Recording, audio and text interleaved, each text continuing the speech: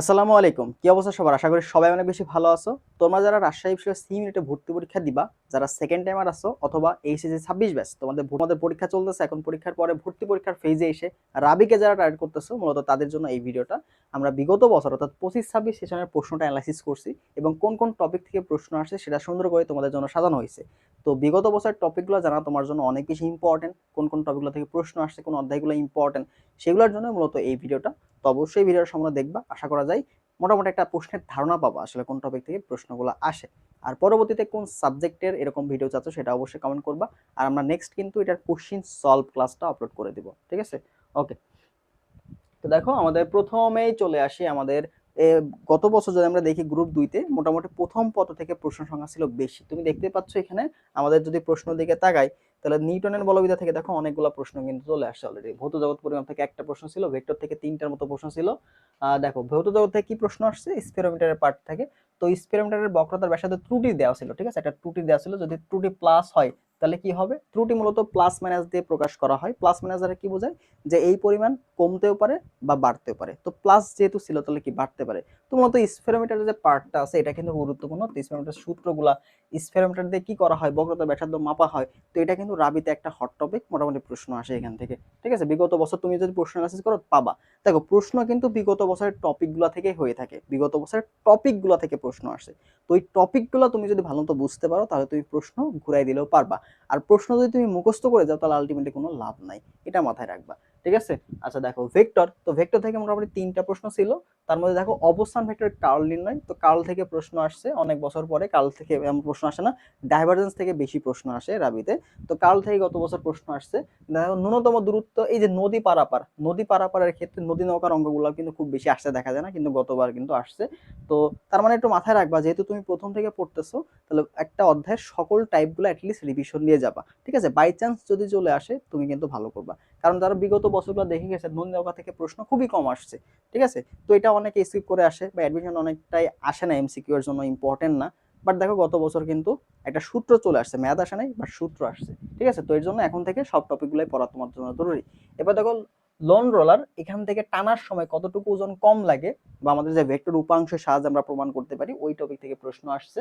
দেন আবার নিউটনের বলবিদ্যা থেকে সবচেয়ে বেশি প্রশ্ন আসছে, এখানে টপিকগুলো যেহেতু অনেক বেশি এবং প্রতি বছর রাবিতে নিউটনের বল থেকে মিনিমাম 3 থেকে 4টা প্রশ্ন থাকেই, ঠিক আছে? মিনিমাম 3 থেকে 4টা, এবং ভেক্টর থেকে মাস্ট প্রশ্ন থাকবে, ভেক্টর থেকে মাস্ট প্রশ্ন থাকেই, ঠিক আছে? দেন দেখো এখানে গতি শক্তি থেকে কৌণিক ভরবেগের অনুপাত, গতি শক্তি দেওয়া ছিল, জড়তার ভ্রামক দেওয়া ছিল, সেখান থেকে কৌণিক ভরবেগের সম্পর্ক থেকে অনুপাত বের করার প্রশ্ন আসছে। আমরা যখন কোশ্চিন ব্যাংক সলভ ক্লাস দিব তখন তুমি বুঝতে পারবে, ঠিক আছে? এখন জাস্ট টপিকগুলো তোমাদের দিচ্ছি। তো গতিশক্তি এবং কৌণিক ভরবেগের মধ্যে সম্পর্ক, এটা সূত্র জানতে হবে তোমাকে। দেন দেখো এখানে কৌণিক বেগ নির্ণয় থেকে প্রশ্ন আসছিল, মৌলিক বলগুলোর যে বৈশিষ্ট্য সেখান থেকে প্রশ্ন ছিল। এবার জড়তার ভ্রামক আসলে কি নির্দেশ করে, যেহেতু রৈখিক অবস্থায় ভর যেটা, ওই কৌণিক অবস্থাতে জড়তার ভ্রামক ঠিক সেম রাশি নির্দেশ করে, এই একটা প্রশ্ন ছিল মূলত জড়তার ভ্রামকের বৈশিষ্ট্য বা কি নির্দেশ করে। এবার ঘর্ষণ বল থেকে প্রশ্ন ছিল, বল ও বেগের মধ্যে সম্পর্ক, এখান থেকে একটা এমসিকিউ ছিল, ঠিক আছে? তো এইভাবে অনেকগুলো টপিক থেকে মোটামুটি প্রশ্ন আসছে, ঘর্ষণ বল থেকে প্রশ্ন আসছে, বিশেষ করে কৌণিক ও রৈখিক, কৌণিক ও রৈখিক এদের মধ্যে যে সম্পর্ক বা কৌণিক বেগ, কৌণিক গতিশক্তি, জড়তার ভ্রামক, এই টপিকগুলো কিন্তু খুবই গুরুত্বপূর্ণ রাবির জন্য, এগুলো একটু ভালো করে পড়বা। নিউটনের বলবিদ্যা থেকে কাজ শক্তি ক্ষমতা খুবই ইম্পর্টেন্ট একটা চ্যাপ্টার, কারণ এই দেখো এই প্রথম যে তিনটা, এই তিনটা থেকে প্রশ্ন মাস্ট আসে রাবিতে। ভেক্টর থেকে আসবে, নিউটন বলবিদ্যা থেকে কাজ শক্তি, এখান থেকে মাস্ট প্রশ্ন আসবে, প্রতি বছর মিনিমাম প্রশ্ন আসবে, 2টা করে হলেও মিনিমাম 6টা প্রশ্ন এখান থেকে আসে, ঠিক আছে? তো কি আসছিল দেখো, এইচ উচ্চতা থেকে ফেলে দিলে ভূমি স্পর্শ করার মুহূর্তে গতি শক্তি কত হবে, মূলত শক্তির যে সংরক্ষণশীলতা, এই টপিক থেকে প্রশ্ন ছিল। দেন হচ্ছে দেখো ঋণাত্মক কাজের উদাহরণ, ঘর্ষণ বলটা কি ঋণাত্মক কাজের উদাহরণ, ওইখান থেকে প্রশ্ন ছিল। দেন হচ্ছে বৃত্তাকার পথে কাজ শূন্য, তো আমরা জানি কেন্দ্রমুখী বল দ্বারা কৃত কাজ কি হয়, শূন্য হয়, কারণ বল এবং স্বর্ণের মধ্যবর্তী কোণ 90 ডিগ্রি থাকে। এবার দেখো মহাকর্ষ ও বিকর্ষ, এখান থেকে 2টা প্রশ্ন ছিল। তো এখান থেকে কি প্রশ্ন ছিল সেটা হচ্ছে উপগ্রহের বেগ নির্ণয়, একটা কক্ষপথের তোমাকে বেগ নির্ণয় করা টাইপের একটা প্রশ্ন ছিল। দেন আসো শর্ত সাপেক্ষে জি এর মান নির্ণয়, তো জি এর মানটা নির্ণয় এটা খুবই গুরুত্বপূর্ণ। তো বিভিন্ন জায়গাতে জি এর মান, জি কিসের উপর নির্ভর করে, এইগুলো একটু ভালো করে দেখবা। এটা পিডিএফটা আমি তোমাদের দিয়ে দিব, চিন্তার কোনো কারণ নাই। এবার আসো আদর্শ গ্যাস ও গতিতত্ত্ব, এই চ্যাপ্টার থেকে প্রশ্ন আসছে কি আপেক্ষিক আর্দ্রতা সংক্রান্ত ঘটনা। তুমি দেখবা বইয়ের আপেক্ষিক আর্দ্রতা পড়ার পরে নিচে আপেক্ষিক আর্দ্রতা সংক্রান্ত ঘটনাগুলা ওখানে দেওয়া আছে, তো ওইখান থেকে প্রশ্ন, নিচের কোনটি আপেক্ষিক আর্দ্রতার সংক্রান্ত ঘটনা নয়, ঠিক আছে, মূলত ওখানে একটা পানি পিষ্টটানের একটা সম্পর্ক ছিল, বাদ বাকি 3টা অপশনই ছিল আপেক্ষিক আর্দ্রতা, যেমন ঘাম ঝরা, তারপর হচ্ছে তোমার যে বৃষ্টির দিনে ঠান্ডার দিনে জামা কাপড় দ্রুত শুকায়, এই রিলেটেড যে প্রশ্নগুলো আছে সেগুলো, ঠিক আছে। আপেক্ষিক আর্দ্রতা ও বাষ্পায়নের যে উদাহরণটা আছে ওইখান থেকে প্রশ্ন আসছে। দেন হচ্ছে পিভি ইকুয়াল টু আরটি, তো এখানে মূলত এই যে স্থির তাপমাত্রায় পিভি নামের যে গ্রাফটা থাকে, বয়লের যে সূত্রটা আছে, ওই বয়লের সূত্রের যে গ্রাফটা কেমন হয়ে থাকে সেটা, তো গ্রাফগুলো একটু ভালো করে দেখবা।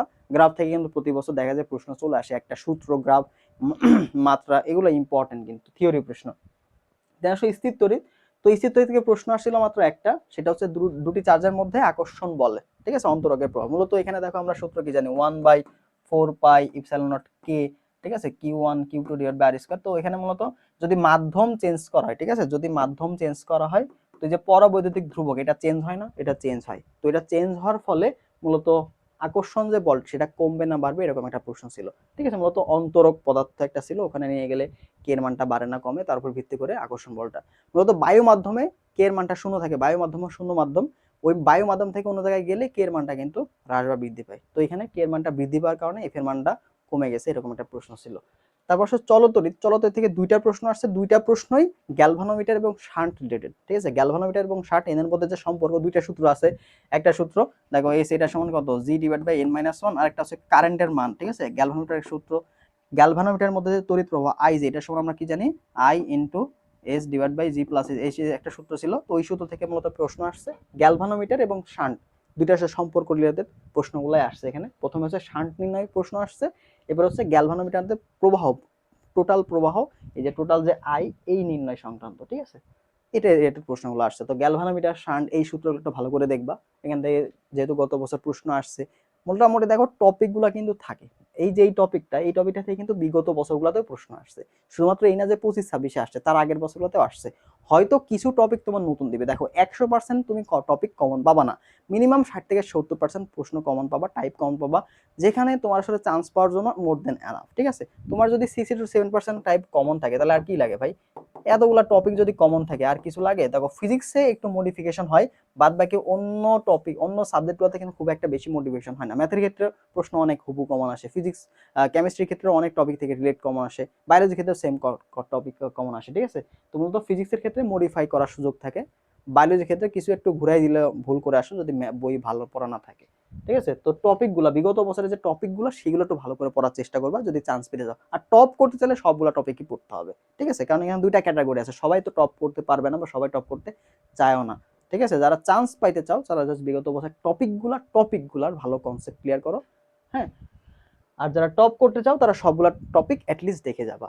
এবার আসো ভৌত আলো বিজ্ঞান, দেখতে পাচ্ছ যে দ্বিতীয় পদ থেকে খুব একটা বেশি প্রশ্ন আসে নাই, মোটামুটি প্রথম পদ থেকে কিন্তু খুব একটা বেশি বেশি প্রশ্ন আসে, যদি প্রথম 3 অধ্যায় আমরা দেখি মাস্ট প্রশ্ন আসে সবচেয়ে বেশি।